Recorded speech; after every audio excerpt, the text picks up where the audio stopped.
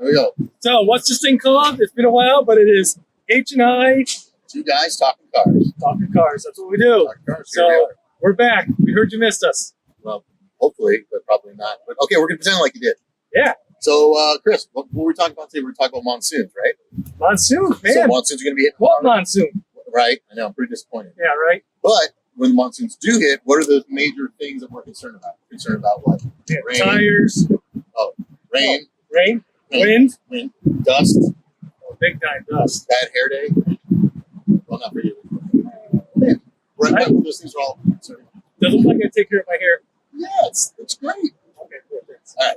So those are things that, and along with the rain and the dust, and what have you, one of the things that people overlook often until it's too late, I'm sure we've all done it. You get in your car, you've got a nice coat of water, dust hits it, like, oh, I need to clean my windshield. Hit the windshield wipers, hit the sprayer, and number one, either you're out of fluid, and if you're lucky enough to have fluid, hit the button, get the fluid, wipers hit it, and what do you know? They're worthless because they've been rotting on your windshield, getting baked by the sun. The little rubber stays at the bottom when the wiper moves. Yeah, super awesome. Right? That's my favorite. Okay, so now you need to see and you can't see, so then you scramble and see everybody trying to change them on the side of the road and do what they can to clean their windshield, and it's a disaster. Yeah, stop at the O'Reilly and says, automatic or manual on your car? I don't know. Yeah. I don't even know what that is. So what do we do? Well, let's first things first. A lot of people with some older cars, 5 years or older, or even newer cars, those little sprayers get clogged and they don't work and they're ineffective. So it's not just the little dribble that just goes down the hood. It needs to spray effectively on your windshield and allowing that lubrication and liquid to remove that. Now, water's good, but there is actually fluid. Yeah, you got to have wiper fluid because it does have some solvent, kind of break up that dirt a little bit. Gives you a lot better clean. Way better than water. Way better. There you go.